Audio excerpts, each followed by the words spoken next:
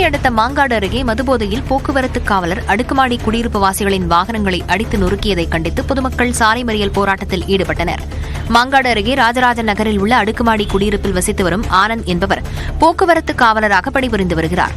இவர் கடந்த சில நாட்களாக மதுபோதையில் அப்பகுதியில் உள்ளவர்களின் இருசக்கர வாகனங்கள் மற்றும் கார்களை அடித்து நொறுக்குவதும், இரவு நேரங்களில் வீடுகளின் கதவை தட்டி பெண்கள் முன் அரை நிர்வாணமாக நிற்பதாகவும் கூறப்படுகிறது. இதுகுறித்து மாங்காடு காவல் நிலையத்தில் புகார் அளித்தும் எவ்வித நடவடிக்கையும் எடுக்கவில்லை என கூறி அப்பகுதி மக்கள் குன்றத்தூர் போரூர் சாலையில் மறியல் போராட்டத்தில் ஈடுபட்டனர். கள்ளக்குறிச்சி மாவட்டம் உளுந்தூர்பேட்டை பேருந்து நிலையத்தில் பள்ளி மாணவிகளிடம் பாலியல் சீண்டலில் ஈடுபட்ட நபரை மாணவிகளை காவலர்களிடம் ஒப்படைத்த சம்பவம் பரபரப்பை ஏற்படுத்தியது. உளுந்தூர்பேட்டை அரசு மகளிர் மேல்நிலைப்பள்ளி மாணவிகள் பள்ளி முடிந்த பிறகு தங்கள் வீடுகளுக்கு செல்ல பேருந்து நிலையத்தில் காத்துக் கொண்டிருந்தனர். அப்போது சுமார் 55 வயது மதிக்கத்தக்க நபர் ஒருவர் மாணவிகளிடம் பாலியல் சீண்டலில் ஈடுபட்டதாக கூறப்படுகிறது. இதனால் ஆத்திரமடைந்த மாணவிகள் அந்த நபரை விரட்டிச் சென்று பிடித்து உளுந்தூர்பேட்டை பேருந்து நிலையத்தில் பாதுகாப்பு பணியில் ஈடுபட்டிருந்த காவலர்களிடம் ஒப்படைத்தனர். அவர் உளுந்தூர்பேட்டை அனைத்து மகளிர் காவல் நிலையத்தில் ஒப்படைக்கப்பட்டார். பெரம்பலூர் அருகே 17 வயது பள்ளி மாணவியை கடத்தி பாலியல் தொல்லை கொடுத்த இளைஞருக்கு பெரம்பலூர் மகிழா நீதிமன்றம் 27 ஆண்டுகள் சிறை தண்டனை விதித்தது. பெரம்பலூர் மாவட்டம் கல்பாடி கிராமத்தைச் சேர்ந்த நல்லதுரை என்பவர் அப்பகுதியைச் சேர்ந்த 17 வயது பள்ளி மாணவியை கடந்த 2016ஆம் ஆண்டு புதுக்கோட்டை மாவட்டம் பொன்னமராவதிக்கு கடத்தி சென்று பாலியல் வன்கொடுமையில் ஈடுபட்டார். இதுகுறித்து பெண்ணின் தந்தை அளித்த புகாரின் பேரில் மருவத்தூர் காவல் நிலையத்தினர் நல்லதுரையை கைது செய்து சிறையில் அடைத்தனர். இந்த வழக்கை விசாரித்த பெரம்பலூர் மகிழா நீதிமன்றம் நல்லதுரைக்கு 27 ஆண்டுகள் சிறை தண்டனை விதித்து தீர்ப்பளித்தது. நல்லதுரையை கைது செய்த காவலர்கள் அவரை திருச்சி மத்திய சிறையில் அடைத்தனர்.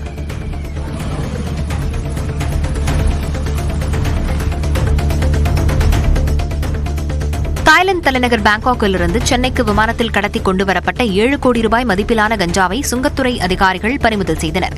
தாய்லாந்து தலைநகர் பாங்காக்கிலிருந்து சென்னைக்கு வந்த பயணிகளின் உடைமைகளை சுங்கத்துறை அதிகாரிகள் சோதனை செய்தபோது சென்னையைச் சேர்ந்த ஆண் பயணி ஒருவர் 3 பார்சல்களில் பதப்படுத்தப்பட்ட உயர் ரக கஞ்சாவை கடத்தி வந்தது தெரியவந்தது. அவரை கைது செய்த சுங்கத்துறை அதிகாரிகள் அவரிடமிருந்த 6.9 கிலோ உயர் ரக கஞ்சாவை பறிமுதல் செய்து விசாரணை மேற்கொண்டு வருகின்றனர். ராணிப்பேட்டை மாவட்டம் ஆற்காடு அருகே போதை மாத்திரைகள் மற்றும் கஞ்சா பயன்படுத்திய 2 இளைஞர்கள் கைது செய்யப்பட்டனர். நகராட்சி அலுவலகத்திற்கு பின் உள்ள புதருக்குள் 2 இளைஞர்கள் போதைக்காக வலி நிவாரணி மாத்திரைகளை பயன்படுத்துவதாக காவல்துறைக்கு தகவல் கிடைத்தது. அங்கு வந்த காவலர்கள் அந்த இளைஞர்களை கைது செய்ததுடன் 1015 வலி நிவாரணி மாத்திரைகள் மற்றும் 1 கிலோ கஞ்சாவை பறிமுதல் செய்தனர். விசாரணையில் அவர்கள் ஜெயபிரகாஷ், அஜித் என்பது தெரியவந்ததுடன் ஆந்திராவிலிருந்து கஞ்சாவையும் மும்பையிலிருந்து மாத்திரைகளையும் குரியரில் வரவழைத்து விற்பனை செய்தது கண்டுபிடிக்கப்பட்டது.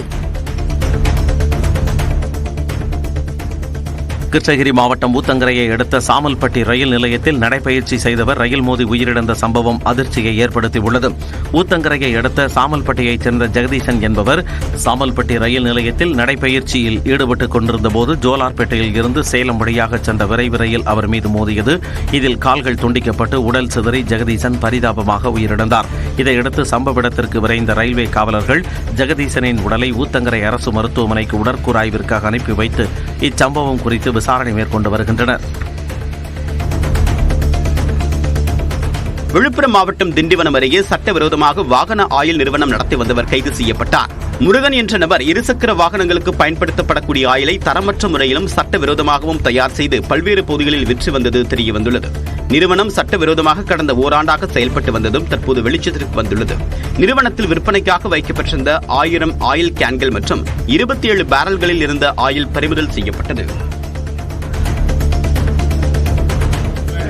மருதமலை முருகன் கோவிலில் தைப்பூச திருத்தேர் திருவிழா கொடியேற்றத்துடன் தொடங்கியுள்ளது. சுப்பிரமணிய சுவாமிக்கு சிறப்பு அபிஷேகம் நடத்தப்பட்டு சிறப்பு அலங்காரத்துடன் தீபாராதனை காண்பிக்கப்பட்டது.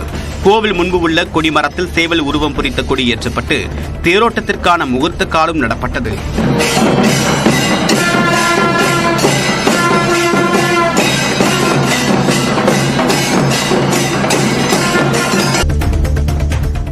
எவரெஸ்ட் சிகரம் உள்ளிட்டவற்றில் தனியாக மலையேற்ற பயணங்களை மேற்கொள்ள நேபாள அரசு தடை விதித்துள்ளது. எவரெஸ்ட் மட்டுமல்லாது 8000 மீட்டர் உயரமுள்ள பிற சிகரங்களிலும் தனியாக யாரும் மலையேற்ற பயணங்களை மேற்கொள்ளக்கூடாது என்ற உத்தரவு அமலுக்கு வந்துள்ளது. அதன்படி எவரெஸ்டில் ஏற இருவருக்கு ஒரு மலை வழிகாட்டி உடன் பயணிக்க வேண்டியது கட்டாயம் என்றும் அறிவிக்கப்பட்டுள்ளது. மற்ற மலைகளின் பயணங்களுக்கு ஒரு குழுவிற்கு குறைந்தது ஒரு வழிகாட்டியாவது தேவை என்றும் குறிப்பிடப்பட்டுள்ளது. அமெரிக்காவை தொடர்ந்து அர்ஜென்டினாவும் உலக சுகாதார அமைப்பிலிருந்து வெளியேறுவதாக திடீர் அறிவிப்பை வெளியிட்டுள்ளது. கோவிட் உள்ளிட்ட முக்கியமான விவகாரங்களை உலக சுகாதார அமைப்பு சரியாக கையாளவில்லை என்றும் அர்ஜென்டினா அதிபர் சேவியர் மைலி குற்றம் சாட்டியுள்ளார். உலக சுகாதார அமைப்பு சுதந்திரமாக செயல்படாமல் மற்ற நாடுகளின் அரசியலுக்குள் சிக்கியதாகவும் அவர் விமர்சித்துள்ளார். அதிபர் டிரம்ப் பதவியேற்றதும் உலக சுகாதார அமைப்பிலிருந்து அமெரிக்கா வெளியேறுவதாக அண்மையில் அறிவித்ததும் குறிப்பிடத்தக்கது. தான் வாங்கிய கடனை விட பல மடங்கு மதிப்புடைய சொத்துக்களை மத்திய அரசு பறிமுதல் செய்திருப்பதாக கர்நாடக உயர்நீதிமன்றத்தில் தொழிலதிபர் விஜய் மல்லையா மனு தாக்கல் செய்துள்ளார். வங்கிக் கடன் மோசடியில் சிக்கிய விஜய் மல்லையா 2016 ஆண்டு இந்தியாவிலிருந்து தப்பிச் சென்று பிரிட்டனில் தஞ்சமடைந்தார். இதைத் தொடர்ந்து அவரது 22,280 கோடி ரூபாய் சொத்துக்களை பறிமுதல் செய்த அமலாக்கத்துறை சுமார் 14,000 கோடி ரூபாயை வங்கிகளுக்கு திருப்பி அளித்தது. பல மடங்கு சொத்துக்களை பறிமுதல் செய்திருப்பதாக அவர் வழக்கு தொடுத்துள்ளார். ஜியோ நிறுவனம் உலகின் நம்பர் 1 டேட்டா கம்பெனியாக இருப்பதாக ரிலையன்ஸ் குழும தலைவர் முகேஷ் அம்பானி கூறியுள்ளார். கொல்கத்தாவில் நடந்த 8வது உலகளாவிய வணிக உச்சி மாநாட்டில் பங்கேற்ற முகேஷ் அம்பானி டீப் டெக் அதிநவீன உற்பத்தி துறைகளின் மூலம் இந்தியாவை உருமாற்றுவதில் செயற்கை நுண்ணறிவு தொழில்நுட்பம் முக்கியமானது என்று குறிப்பிட்டுள்ளார். இந்தியாவில் சிறந்த உட்கட்டமைப்பை ஜியோ உருவாக்கி வருவதாகவும் தரவு அளிப்பதில் உலக அளவில் முதலிடத்தில் உள்ளதாகவும் முகேஷ் அம்பானி குறிப்பிட்டார்.